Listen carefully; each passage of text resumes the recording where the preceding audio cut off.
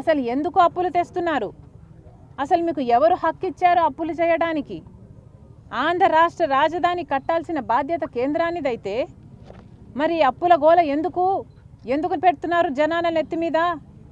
ఇప్పటికే 11 లక్షల కోట్ల రూపాయల ఆంధ్ర రాష్ట్రం మీద అప్పుంది. ఇది తీర్చడానికే ఎన్నో సంవత్సరాలు పడుతుంది, డెకేడ్స్ పడుతుంది. అది కాకుండా అదనంగా అనవసరంగా రాజధానికి అప్పు చేయాల్సిన అవసరం లేదు. ఇది మన బాధ్యత కాదు, ఇది కేంద్రం బాధ్యత. కేంద్రానికి మీరు మద్దతు ఇస్తున్నారు, మరి అందుకు బదులుగా కేంద్రం మనకి ఏం చేయాలి? కనీసం మీరు కాలర్ పట్టుకొని మేము మీకు మద్దతు ఇస్తున్నాము, మీరు కనీసం మాకు రాజధాని అయినా కట్టరా అని చంద్రబాబు గారు అడలేకపోతుంటే మరి ఎందుకు మద్దతు ఇస్తున్నారో చంద్రబాబు గారు సమాధానం చెప్పాలి. ఇవి ఏవి పట్టనట్టుగా చంద్రబాబు గారు ఒక భ్రమలో అరచేతిలో వైకుంఠం చూపిస్తున్నారు. ఇప్పుడేమో అదనంగా ఇంకో 40,000 ఎకరాలను మళ్ళీ రాజధాని కావాలంటున్నారు. ఇది ఎక్కడి విడ్డూరం అంటున్నాం? చంద్రబాబు గారు ఏమైనా రియల్ ఎస్టేట్ వ్యాపారిగా మారారా? ఆంధ్ర రాష్ట్ర ప్రజలకు అనుమానం వస్తుంది, కాంగ్రెస్ పార్టీ ప్రశ్నిస్తుంది. మీరేమైనా రియల్ ఎస్టేట్ వ్యాపారం చేయాలనుకుంటున్నారా, లేక రియల్ ఎస్టేట్ మాఫియా చేయాలనుకుంటున్నారా? ఏం చేయాలనుకుంటున్నారు? 40,000 ఎకరాలు మళ్ళీ సేకరిస్తారంట. 33,000 ఎకరాలకు సేకరించిన దానికే ఇప్పటి వరకు దిక్కులేదు. 3 సంవత్సరాల్లో కడతామని ఇప్పుడు ఏదైతే చంద్రబాబు గారు అంటున్నారో ఇదే డైలాగు చంద్రబాబు గారు సేమ్ సీన్ 2015లో కూడా చెప్పారు, 3 ఏళ్లలో కట్టేస్తాను నేను రాజధాని అని. మరి 3 ఏళ్లలో మీరు ఎందుకు కట్టలేదండి? మీరే కదా ముఖ్యమంత్రిగా ఉన్నారు 2019 వరకు. మరి 3 ఏళ్లలో కడతామన్న వాళ్ళు 3 ఏళ్లలో మీరు రాజధాని ఎందుకు కట్టలేదు? ఇప్పుడు మళ్ళీ 2025లో మళ్ళీ సేమ్ డైలాగ్, సేమ్ సీన్, 3 ఏళ్లలో కట్టేస్తాడట.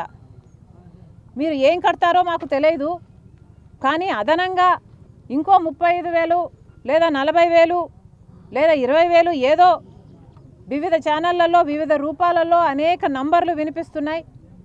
అదనంగా భూసేకరణ చేయాలనుకుంటున్నారని మాత్రం అర్థమవుతుంది. నారాయణ గారు కూడా చెప్పారు, ఇది చాలా అన్యాయం, ఇది చాలా అన్యాయం. దీంట్లో మళ్ళీ చెప్పడం ఏమిటంటే 5,000 ఎకరాలు దాంట్లో ఎయిర్పోర్ట్కే కావాలట. ఎయిర్పోర్టుకు దేనికి కావాలండి? ఆల్రెడీ గన్నవరం ఎయిర్పోర్ట్ మంది ఒకటి ఉంది, అది సిఆర్డిఏ కిందకే పరిధిలోకే వస్తుంది. మరి ఆ ఎయిర్పోర్ట్ని ఏం చేద్దాం అనుకుంటున్నారు? మనకి 5,000 ఎకరాలలో ఎయిర్పోర్టు కావాలని చంద్రబాబు గారు అంటున్నారే, వాస్తవంగా నిజానికి ఆంధ్రప్రదేశ్కి అమరావతికి అంత బిజినెస్ ఉందా? అంత బిజీనెస్ ఉందా? వాస్తవంగా అడుగుతున్నాం.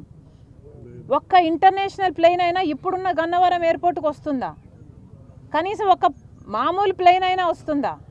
ఇప్పుడు వచ్చేవన్నీ ఏటీఆర్లే, చిన్న ప్లేన్లు, అవేవో బొమ్మ ప్లేన్లు ఉన్నట్టుంటాయి. అదేదో మనుషులు కూడా ప్లేన్లు, అసలు హ్యూమన్ రైట్స్ ప్రకారం మనుషులు కూర్చోకూడదు ఆ ప్లేన్లలో. కనీసం మనిషి కూర్చుంటే కాలు మీద కాలు వేసుకొని కూర్చోడానికి కూడా లేదు ఆ ప్లేన్లలో. అలాంటి ప్లేన్లు వస్తున్నాయి ఇప్పుడు. అలాంటి ప్లేన్లు వస్తున్న ఆ ఎయిర్పోర్ట్ ఎక్స్పాన్షన్ ప్లానే ఇంకా పెండింగ్లో ఉంది. ఇన్నిసార్లు ఎయిర్పోర్ట్లకు తిరుగుతాము, కనీసం ఎయిర్పోర్ట్లో ఆ ఎక్స్టెన్షన్ జరుగుతుంది, ఎక్స్పాన్షన్ జరుగుతుంది, ఏదైనా పని జరుగుతుందా? కొంచెం తలకాయలు కనిపిస్తాయా? ఎక్కడైనా హెల్మెట్లు పెట్టుకొని మనుషులు ఏమైనా పని చేస్తున్నట్టు కనిపిస్తారా అని ఎన్నిసార్లు ఎత్తుకుంటానో నేనైతే. ఎవ్వరూ కనిపించరు, అసలు అక్కడ పనే జరగటం లేదు. ఈ ఉన్న ఎయిర్పోర్ట్ ఎక్స్పాన్షన్ ప్లాన్కే దిక్కు లేకుండా పోయింది. ఇక్కడికే కనీసం ఒక పెద్ద ప్లేన్ కూడా రావటం లేదు, ఇంటర్నేషనల్ ప్లేన్ ఇంక అసలే రావటం లేదు. మరి అలాంటి అప్పుడు ఇప్పుడు మనకు 5,000 ఎకరాలలో ఇంకొక ఎయిర్పోర్ట్ కడతారట. ఏదో పెద్ద అంత బిజీగా హైదరాబాదు సికింద్రాబాదు మన రాజధానిలు అంతంత పెద్దగా అయినట్టు, ఆలు లేదు సూలు లేదు కొడుకు పేరు సోమలింగం అన్నట్టు. దేనికండి అని అడుగుతున్నాం. చంద్రబాబు కొంచెం భూమి మీద నడుస్తే బాగుంటుంది, ఆకాశంలో పయనిస్తున్నారు. అలాగే అరిచేతిలోనే అందరికీ 3D గ్రాఫిక్స్ వైకుంఠము చూపిస్తున్నారు. అది కాదు సార్, వాస్తవం కాదది. దయచేసి ఈ ఆలోచన మానుకోవాలి. ఈ అదనంగా ఏదైతే మీరు 35,000 ఎకరాలో లేక 40,000 ఎకరాలో సేకరించాలనుకుంటున్నారో దీనికి పూర్తిగా వ్యతిరేకం కాంగ్రెస్ పార్టీ. మేము దీనికి ముమ్మాటికి ససేమిరా వ్యతిరేకమని బహిరంగంగానే చెప్తున్నాము. ఎందుకంటే ఇంత అధ్వానమైన రిడిక్యులస్ ప్లాన్ ఇంకొకటి లేదు. పైగా చంద్రబాబు గారు చెప్తున్నారు ఇన్ని వేల ఎకరాలు ఎందుకు అంటే 5,000 ఎకరాలేమో ఎయిర్పోర్ట్ కట, ఇంకో 2,500 స్పోర్ట్స్ సిటీ అంట, ఇంకో 2,500 స్మార్ట్ ఇండస్ట్రీ అంట, కథలుగా చెప్తున్నారు. మిగతాది ఎందుకు అంటే సెల్ఫ్ ఫైనాన్స్ చేసుకోవడానికి భూమి సేకరిస్తున్నారట. ఈ సెల్ఫ్ ఫైనాన్స్ అనేది భూమిని డెవలప్ చేసి ఇన్ఫ్రాస్ట్రక్చర్ చేసి ఆ భూమిని పెట్టుకుంటే రేపు ఈ అప్పులను తీర్చడానికి ఈ పక్కన పెట్టుకున్న భూమిని అమ్ముతారట. అంటే ప్రభుత్వమే రియల్ ఎస్టేట్ వ్యాపారం చేస్తుందనా? ఏం చెప్తున్నారు? ఇది ఎక్కడన్నా కన్నామా, విన్నామా? ఇది ఎక్కడైనా జరిగిందా? ప్రభుత్వం ఎక్కడైనా రియల్ ఎస్టేట్ వ్యాపారం చేస్తుందా? అలా భూములు పెట్టుకొని భూములు అమ్ముకుంటూ పోతుందా అప్పులు తీర్చుకోవడానికి? ఆ టైంలో ఎవరు గవర్నమెంట్లో ఉంటారో ఆ టైంలో ఆ భూముల్ని ఆ గవర్నమెంట్ ఉన్న గవర్నమెంట్ ఎవరికి అలాట్ చేస్తుందో, ఏ రేట్లో అలాట్ చేస్తుందో, గవర్నమెంట్ ఏదైనా ఒక పరిశ్రమ వస్తుంది అంటే ఒక రీజనబుల్ రేటుకి అలాట్మెంట్ చేయడం విన్నాము. కానీ ఇలా భూములు అమ్ముకునే వ్యాపారం చేస్తుందని మేము ఎక్కడా వినలేదు. ఇది ఏం సెల్ఫ్ ఫైనాన్సింగో, అసలు సెల్ఫ్ ఫైనాన్సింగ్ అయినా ఏ ఫైనాన్సింగ్ అయినా లోన్ ఫైనాన్సింగ్ అయినా మనకేం బాధ్యత ఉందండి? మనం ఎందుకు చేయాలి?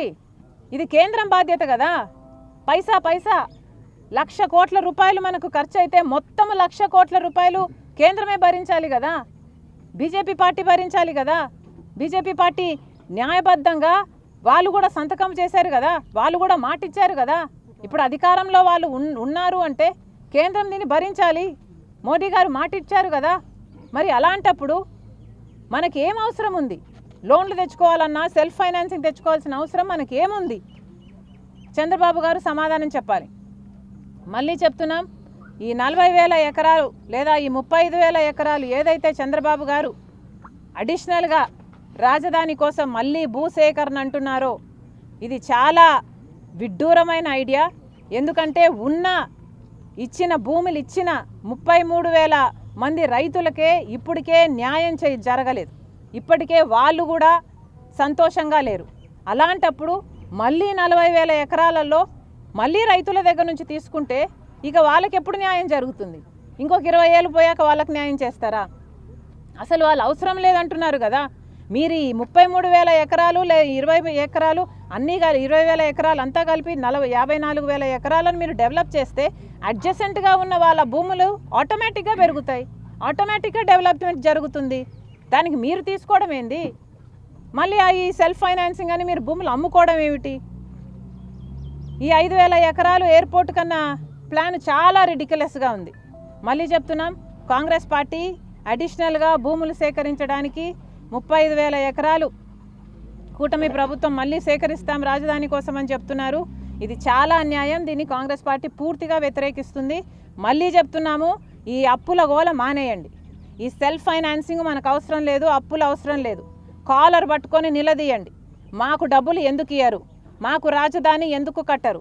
1,00,000 కోట్లు విలువైతే 1,00,000 కోట్లు ఇవ్వాలి, లేదా కనీసం 50,000 కోట్ల రూపాయలన్నా చంద్రబాబు గారు కేంద్రం నుంచి తెచ్చుకోవాలి.